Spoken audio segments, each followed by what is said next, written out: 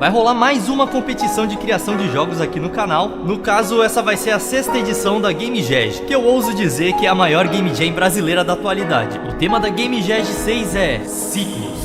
Eu diria que as coisas não saíram nem um pouco como planejado, mas o resultado foi satisfatório, levando em conta que o jogo foi de um pesadelo brutal e totalmente adulto para um terror adolescente da Netflix.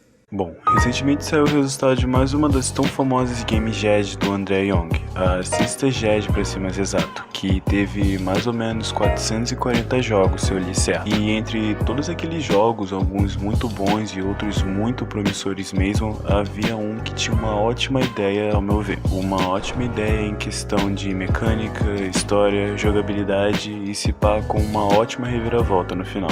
Oi, eu sou o Linus e eu tô aqui pra contar como foi uma baita loucura só participar dessa última Jam.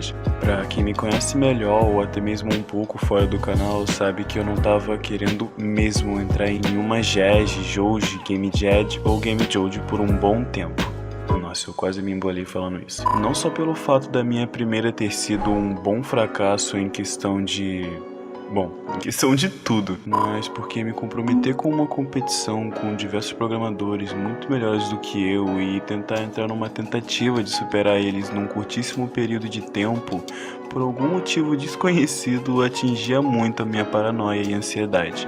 Por que será, né? Mas isso não significava que eu não queria nunca mais participar de uma Jam. Eu só não tinha em mente entrar em nenhuma até o fim desse ano. Eu queria sim participar de mais Jams no meu futuro, mas com um nível de conhecimento um pouco maior do que eu tenho agora, saca? Claro, é óbvio que eu evolui muito desde esse vídeo, tanto em programação quanto em edição. Mas, sei lá, eu acho que dava pra ficar melhor, saca? Mas o que rolou foi que, durante uma call com um grande amigo muito top, que é o Gus, um desenhista assim como eu, melhor do que eu na verdade, que aliás tem um canal mó massa de animação. Não, pera, animação não, Toon Vlog. Pera, Toon Vlog não é animação. Enfim, é um canal bem massa, então passa lá. Nossa, um canal mó pequeno recomendando o outro 1000 vezes maior que o dele. Mas enfim, depois de uns papos super aleatórios e alguns bem traumatizantes ao ponto de fazer o Gus necessitar urgentemente de terapia, a gente começou a entrar nos assuntos bem massa mesmo, tipo o que a gente queria fazer da vida, o que a gente tava esperando dos canais e que facu a gente queria seguir e tal. E nisso ele acabou me contando que tava fazendo uma facu de ciência e tecnologia de criação de jogos. Mano, sério, olha o nome disso, cara. Ciência e tecnologia de criação de jogos. Me diz que isso não te dá um sério arrepio na orelha só de ouvir. Eu com certeza fiquei super curioso a respeito, porque eu ainda tava atrás de qual faculdade eu queria seguir e quem sabe não podia ser aquela faculdade que eu tanto tava procurando. Foi então que ele me falou que tinha várias ideias para jogos, mas que não pôde pôr quase nenhuma em prática por causa do início da pandemia, que atrapalhou muito a facu, e que por causa da mesma pandemia não conseguiu aprender a programação em si. E por isso o Gus se encontrou nesse impasse, cheio de ótimas ideias, porém ainda não sabia como fazer e nem conhecia ninguém pra ajudar ele nisso. E mano, eu fiquei mal, real. Ver alguém com altas expectativas e ideias sendo limitado pelo fato de não saber programar é algo muito ruim de se ver e ouvir. Foi aí que me veio um estalo na mente e eu dei uma grande ideia pra ele. Há alguns minutos antes da gente fazer aquela call, eu tinha visto no meu YouTube que tinha se dado início uma JEG, a 6ª JEG. Isso mesmo, essa última JEG que o André fez. Como o Gus nunca tinha trabalhado num jogo assim, nem tinha tido a chance de ter uma experiência como essa, que é participar de uma Game Jam, e também como ele queria colocar algumas ideias que ele tinha pra fora, eu dei a ideia de a gente participar dessa JEG, porque ele poderia saber como é que é o desafio de tentar criar algo num curtíssimo período de tempo, tendo uma leve limitação que seria um tema. Algo muito bom pra ele que queria treinar o senso criativo como roteirista de games. E mano, com as ideias que ele tinha me mostrado ali, dava pra fazer algo muito zica, mesmo tendo um tema como limitação. E pra não deixar ele sozinho nessa, claro que eu me ofereci pra ajudar na parte da programação, mesmo não sendo o melhor do mundo pra isso. Ele ficou um pouco pensativo, mas logo topou a ideia. Então foi isso. A gente, com uma pseudo ideia, entramos numa Game Jam. Uma coisa engraçada que a gente ainda não sabia, pelo menos não eu, era que a GEG era do dia 23 até o dia 1 de agosto, ou seja, 9 dias, né? Mas então, a gente entrou no dia 25. Mano, 2 dias de desvantagem. A gente viu junto o vídeo de revelação do tema do André Young e, bom, ciclos. É certo que dava pra trabalhar muito a nossa pseudo-ideia com aquele tema. A gente começou a discutir a ideia do jogo, que eu não vou contar aqui ainda, mas sério, ficou um puta lance top. O Gus ficou responsável pelo roteiro com todos os detalhes a mais e eu só dei algumas leves dicas. E a gente ficou uns 2 dias só criando o roteiro, mas não só isso, porque enquanto o Gus pensava na história com calma, eu tava correndo atrás de um artista, já que na época o Matheus tava com uma comissão. E brother, eu não vou mentir, eu tava em pânico, porque eu não tava achando ninguém, mas não quis contar pro Gus pra ele se manter focado ali no que tava fazendo, porque parecia que ele tava curtindo muito pensar em tudo naquele game. Até que com muita luta, sério, foi uma fucking luta, eu achei uma mina incrível, velho, com um talento muito transcendental. A Ana Capivara. Mano, sério, o traço dela é muito massa, fora que ela também tá estudando programação em Unity.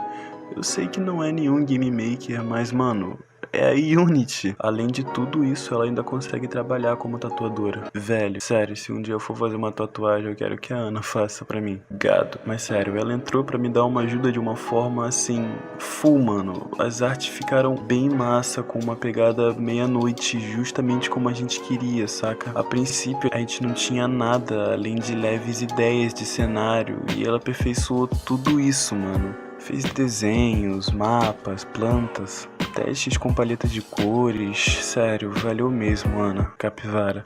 Eu curti muito trabalhar com ela nessa GEG e eu espero mesmo fazer outros projetos com ela. E bom, com as artes e o roteiro estando em boas mãos, eu fui começar a programar esse jogo. E é aqui que entra um leve problema. Para mim começar a programar esse jogo, eu precisava do cenário, porque na minha cabeça não tinha como usar placeholders, já que o player ia interagir totalmente com o cenário. Mas mano, por causa dessa dependência das artes e demora para achar alguém bom de verdade, eu só comecei a programar esse jogo real no dia 29, velho. Sério, qual é o meu problema? Eu me preocupei tanto de não conseguir dar uma arte boa e me envolvi tanto com a história e roteiro que, bom, eu acabei me atrasando, mas beleza, eu não ia deixar isso me desanimar. O Gus estava contando comigo pra isso, e eu queria ajudar ele a realizar esse sonho de criar um jogo. Mesmo estando bem atrasado, eu criei um projeto e comecei de cara com os movimentos e colisões. Como o jogo ia se passar totalmente numa visão horizontal, foi até que bem suave, já que eu já tô acostumado a fazer esse tipo de código. Só coloquei as colisões no fim de cada lado das rooms e em alguns objetos que não iam fazer nada ali. Falando em objeto, fiz o objeto do player, onde ele podia tanto se mover para a esquerda e para a direita, quanto se colidir com esses tais blocos de colisão que eu fiz. Tudo isso usando apenas um placeholder. Sério, grave esse placeholder, não esquece ele por nada, porque no final vai fazer muita diferença. Fiz algumas coisas para dar um ar de profundidade, mas que acabaram sendo um total fracasso, então, por favor, esquece essa parte da programação. Eu dei uma boa evoluída no placeholder para ter uma ideia melhor de como seria ter uma pessoa ali. E bom, como o jogo seria algo mais de interação com o ambiente, onde se você chegasse perto de um móvel, teria a opção de ou olhar, vasculhar, ou até em alguns casos se esconder. Beleza, eu vou explicar o negócio de se esconder mais pra frente, relaxa. Eu precisava me focar mais em pensar como eu iria fazer esse tipo de código. E bom, me focando nessa de interação com o cenário, foi bem massa fazer todo esse sistema de ao chegar perto de um devido objeto, você teria diferentes itens com estados e textos diferentes até. Bom, pelo menos essa era pra ser a ideia em si. Com isso funcionando, depois de muitos erros que eu infelizmente não consegui gravar, mas que foram muito engraçados, eu fui pra próxima etapa, que era a busca e objetivo desse jogo. Numa cópia barata de um jogo do Slenderman, cujo nome eu não lembro, ou até mesmo não sei, seu objetivo era pegar algumas folhas de um diário, que no jogo seria o seu diário. Cada página contando mais de você, o que você tava fazendo ali e o que caramba estava rolando. cada página uma mais reveladora que a outra. E mano, que lance difícil de se fazer. Eu demorei muito nisso, com vários erros também, uns mais piores que os outros, mas tudo até que deu certo, graças aos create codes de cada objeto na room. A ideia em si era dar uma certa liberdade do player explorar e achar as páginas por si só, na ordem que ele queria, mas com medo do player descobrir o plot assim de cara, criei um código que teria como objetivo fazer tudo aquilo parecer algo aleatório, sendo que na real tinha uma variável atrás disso, fazendo você seguir uma certa história pré-pronta pelo programador. Depois disso era só espalhar tanto os itens como as páginas por toda a casa, e então deixar o player ir atrás delas. E aqui vem a terceira parte, a passagem de uma fase a outra, o que na real não foi nem difícil. O jogo em si se passaria numa casa, que teria no total 6 fases, que agiriam como cômodos, sendo esses 3 quartos, um escritório, uma sala e um corredor de dar medo.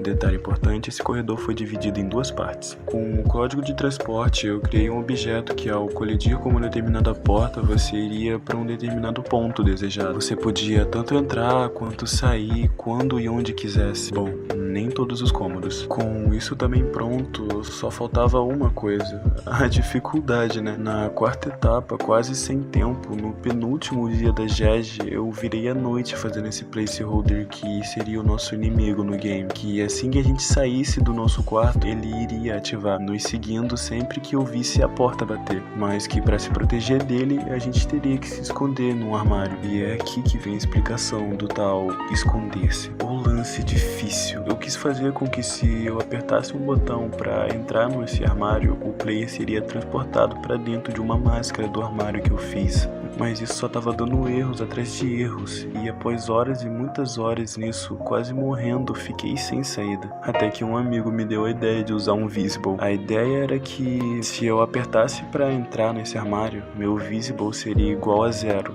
Logo a sprite do armário iria trocar para uma sprite do armário fechado, e o boss não poderia me atacar enquanto meu Visible fosse igual a 0. Que só voltaria a ser 1 se eu apertasse de novo para sair, fazendo a sprite mudar para aberto. Vendo tudo isso, eu tenho que admitir que foi uma boa ideia. Na real, eu assumo que foi uma ótima ideia. Para fechar a noite, ou melhor, madrugada, fiz uma certa inteligência artificial muito bosta pro meu boss e fui dormir. No dia seguinte, bem cedo e com muito café, voltei a trabalhar naquela inteligência artificial que tava bem zoado, mas que eu consegui deixar razoável e até que antes do almoço. Então já é uma conquista. Depois disso foi só ajuste atrás de ajuste, consertando algumas mecânicas, algumas páginas, até da hora da GEG, com tudo entre aspas pronto, voltei a ver as sprites e, meu Deus, já era 10 da noite. O Saito conseguiu fazer algo mais ou menos como a gente estava pensando que queria que fosse a personagem desse jogo, mas que assim que eu coloquei no game, bom, eu tinha que ajeitar a colisão. Mano, que droga. E bom, vendo isso, na real não tinha como eu ver aquilo mais, já que se eu ajeitasse em um lado, o outro daria 2 erros, e em seguida o outro daria logo 12. E bom, eu entreguei com esse placeholder mesmo, com uma mecânica bem ruim, sprites que eram placeholders e ainda por cima atrasadão, porque não tava conseguindo upar isso na it.io. Eu até tentei mandar pro Twitter do André e bom, só Deus sabe se ele viu. E mano, foi uma baita correria, mas acho que foi bom. Eu até fiquei surpreso comigo mesmo, até porque entregar 2 jogos bugados pro mesmo tipo de GEG não é pra qualquer um. Mas bom, até que não foi um total fracasso, até porque eu pude trabalhar em algo em equipe, um lance que eu gosto muito, e acho que o Gus conseguiu saber como é participar de uma GEG ou dirigir a construção de um game. Eu também consegui conhecer uma grande artista, a Capivara, e bom, pude ver que evolui muito mesmo tendo sido um fracasso. Eu curti muito. Oi, eu sou o Linus e eu participei de uma GEG com 2 grandes amigos e tirei algo disso. Eu nunca mais quero participar de uma GEG.